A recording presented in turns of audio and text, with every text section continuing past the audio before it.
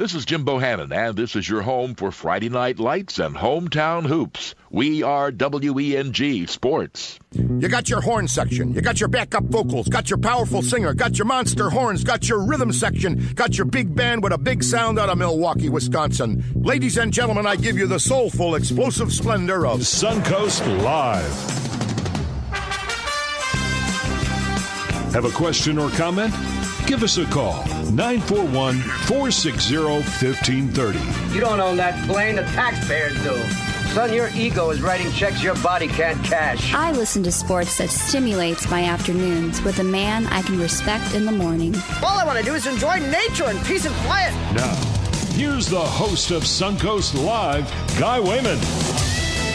All right, welcome aboard hour number 2 of Suncoast Live, broadcasting from beautiful Englewood Beach on America's Suncoast. Glad to have you with us on this Monday, our weekend sports wrap.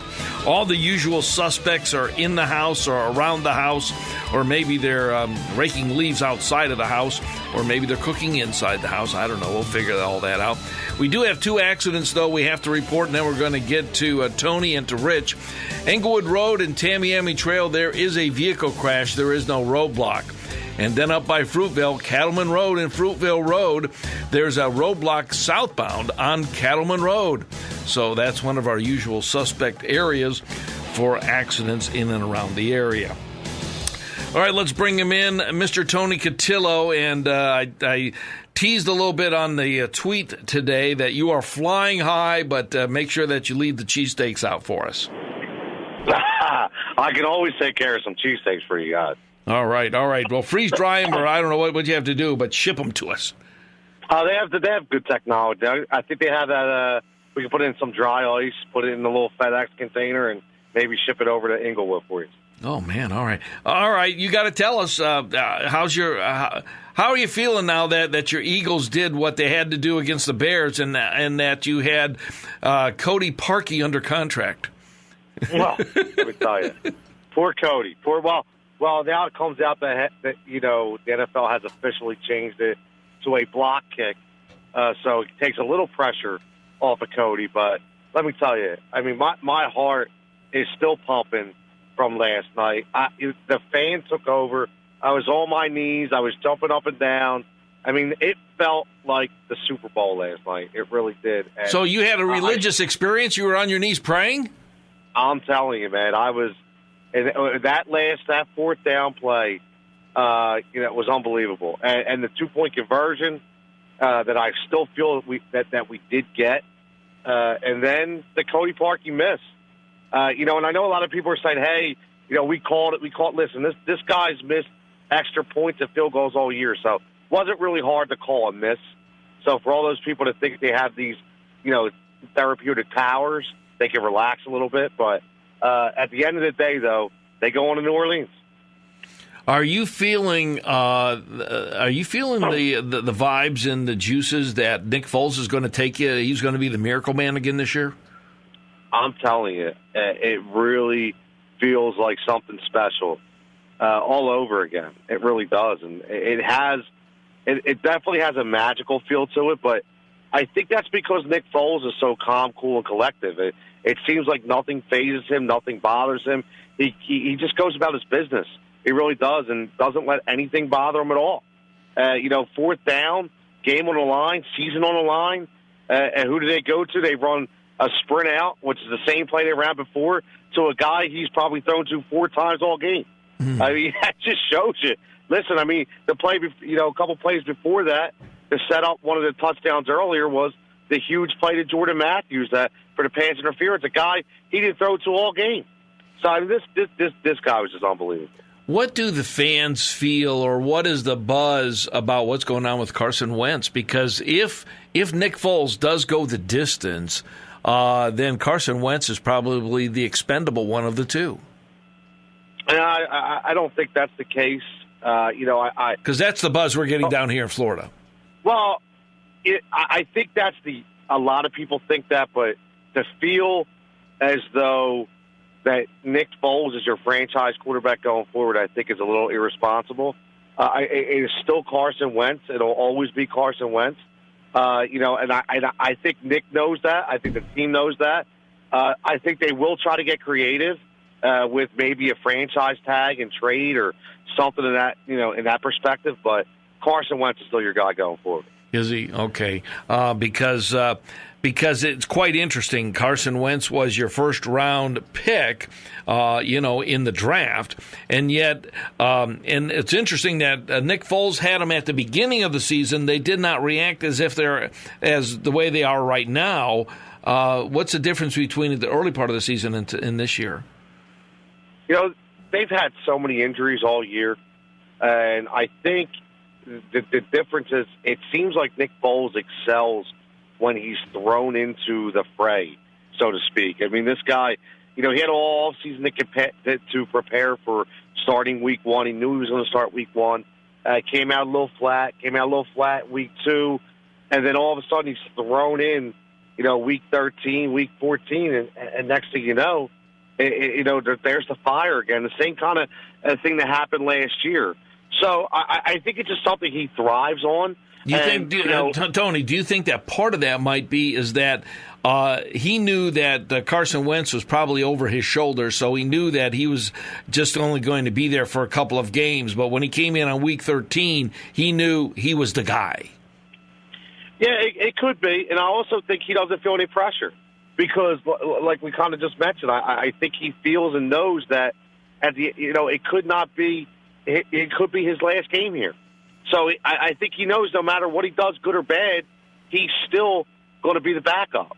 And I think that's in his mind. And I think that's why nothing bothers him because he figures, I'm playing with house money. I have nothing to lose. Where do they go next week? How's that game shaping up? That's going to be interesting because obviously everybody remembers the debacle against the Saints earlier in the season. They beat them by 40 points. They kind of ran up the score. Back then, they had a lot of injuries. They got a lot of guys back now, and they're playing with a different confidence. So it's going to be curious to see how that game goes. But I'll tell you what, there's a lot of hungry guys in that locker room for Philadelphia, and I think New Orleans has to really have something to think about. Let's back up a game. The Ravens and the Chargers was the early game on Sunday. That was a matchup, and I'm telling you, I think Lamar Jackson, his legs are only going to last him a few years. He's going to have to find a way to be like Phillip Rivers and throw the pass. And then I want you to talk about Flacco too. No, listen, I completely agree. I think I was shocked that Joe Flacco was not put into that game. I really was. Yeah. I think they contemplated it very heavily. It almost looked like, if you remember, in that third quarter, the end of the third quarter, he was throwing the ball around like he was ready to come in, and then I think they told him to warm up, and then they told him to take a step back. So, good move, bad move, I'm not sure, but you're dead on with Jackson. He's going to have to get more of a passing game. He did come back, but it was 23-3.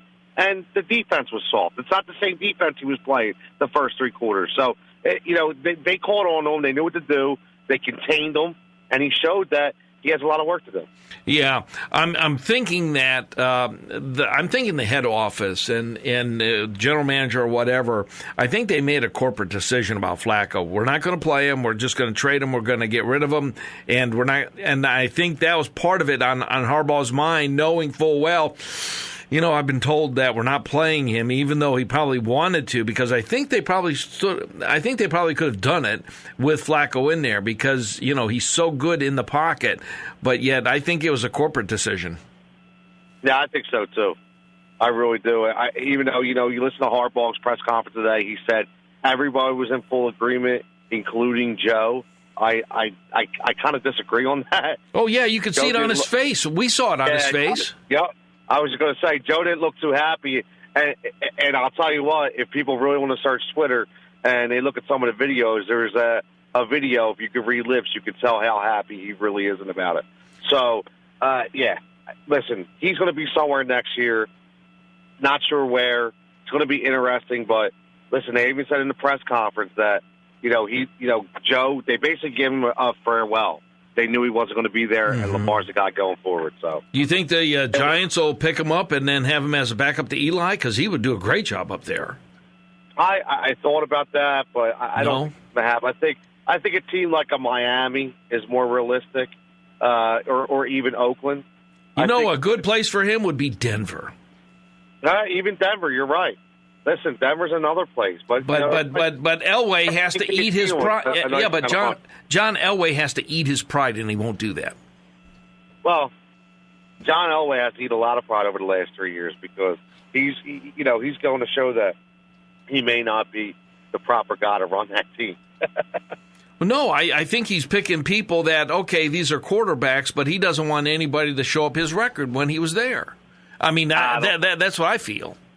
I don't believe that at all. I don't believe that. I think he bleeds orange out there. He wants to win more than anybody. So record aside, I don't think that matters. So what's going on out there in Denver? Well, I think it's the old cliche. You know this. You're a baseball guy. You take a guy like a Bryce Harper, say, when he retires, he's not going to be as good as a manager as a guy, like a utility guy, okay, like Rafael Belliard that played so many years for the Atlanta Braves, because for some reason these ultrasonic superstars don't always make great general managers and head coaches. It's the guys, the inner-tweeners, the utility guys, the bench guys that make the excellent coaches and excellent GMs. Mm-hmm. So I think that's what he's running into. Sometimes you just don't know how to acquire proper talent when you are that good. Look at Michael Jordan. He's not best player probably ever in the NBA, but he can't really acquire a team, or assemble a team correctly. So, that's just my theory. Cowboys Seahawks. I think this is more about Ezekiel Elliott than it was Dak Prescott. 100%. Definitely. Ezekiel Elliott. Obviously, it's annoying as heck to see with the feed me more, and I really can't stand that. But at the end of the day, that's what it's all about, because you keep feeding him that ball, and he just keeps producing.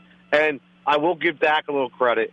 I don't think it was all Dak, but he did make the right decisions when to run, and a couple of those passes, especially the one down the stretch to Amari Cooper on third down, was huge. So he did do what he needed to do to win that game, and he outdueled Russell Wilson, and that's a big deal. I had Seattle all the way in that game, but they just didn't come through. Do you see what I'm seeing, that now we're in January, we're in playoff mode with all of the NFL, and once again, it's coming down to defense and running games? Yeah, and listen, a big guy in Philadelphia, ex-Philadelphia coach, now the head coach of Kansas City with obviously Andy Reid, he had a famous statement. He always said, the war is always won within the trenches. Defensive line and offensive line. That's where you win your football games, and especially in the playoffs. And listen, the Philadelphia Eagles are a testament to that. Khalil Mack, J.J. Watt, right? These guys, they just shut them down. They shut that offensive line, shut them down. And on the other end, the Bears kind of shut the Eagles down with their defensive line, clogging up that running game. So you're absolutely right. Defense always will prevail. And last year, though, that Super Bowl, I don't know if we can really say that most points or yards ever accumulated. So I guess every now and then you get a double doink, so to speak. But well, yeah, and also it's not so much if you start hot; it's how you finish in December. Always, and that's the thing. What's the team that's clicking at the end? What's the team? There was, and you'll remember this. There was a team about 10 years ago in Major League Baseball, the San Francisco Giants, with a player named Cody Ross, and that team got hot at the right time, knocked the defending champions, in the Philadelphia Phillies out, and they caught fire. They caught fire in October, in September, and they went on the wing. So, yeah, it happens all the time. Mm-hmm.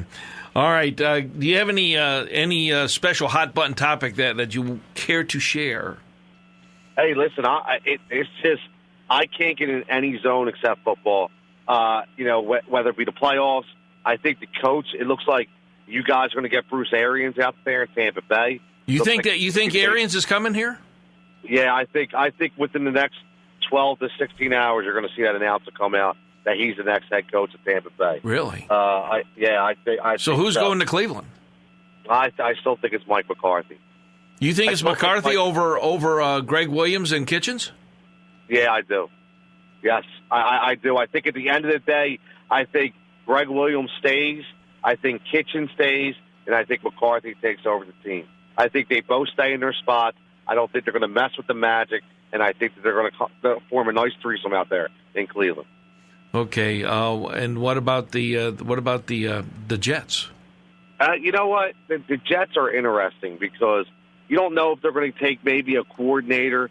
They take a guy like Adam Gase, but I just don't see Gase going to that kind of climate. I think he's a fair weather guy. I think that's why I thought Miami was so good for him. But obviously that didn't work. It's just going to be curious to see what direction those guys go into. They didn't want to retread. They didn't want a college guy, like Kingsbury starting to interview now, the offensive coordinator. So it all depends on what kind of direction they want to go. The Jets, though, have Darnold. So whatever coach they get, at least they have a centerpiece to build around. Oh, well, Tony, it's always great to chat with you. And Arians for the Tampa job. Interesting. Yeah, I think that's going to be a good deal for you guys. I'm a big Bruce guy. And I'll tell you what, he's going to put up some points out there in Tampa. So you watch. But listen, Cleveland's still the place. Green Bay is a number 2. And there's been really no talks who's going to take the Green Bay job. So that's going to be one to watch, too. I think, and I'm a little bit prejudiced, but I think Cleveland's on the move, and I think you watch next year, they're going to be a force to be reckoned with because Pittsburgh is a mess. We haven't even touched on that. Yeah, that debacle with Antonio Brown, and that's just they're in some trouble out there. Yeah, they are. They really are. So, and they can't move Brown. I don't care what anybody says. He has a $20 million cap number. He's not going anywhere. All right, 2 teams tonight. Alabama, Clemson. Who do you go with? 100%, yeah. Sorry, I got to go with the Crimson Tide. As much as I like Clemson, I until they get knocked off that pedestal out there in Bama, I got to go Crimson Tide. I have a feeling Alabama's going to do it tonight, too. But, hey, we'll find out. Tony, I want to thank you so much, and we'll catch you again next Monday on the Weekend Sports Wrap. Sounds great, guys. Thanks for having me on. You bet. And that was Tony Cutillo out of Philadelphia, and we catch up with him every Monday at this same time. We're going to take a time out. We'll be back ourselves.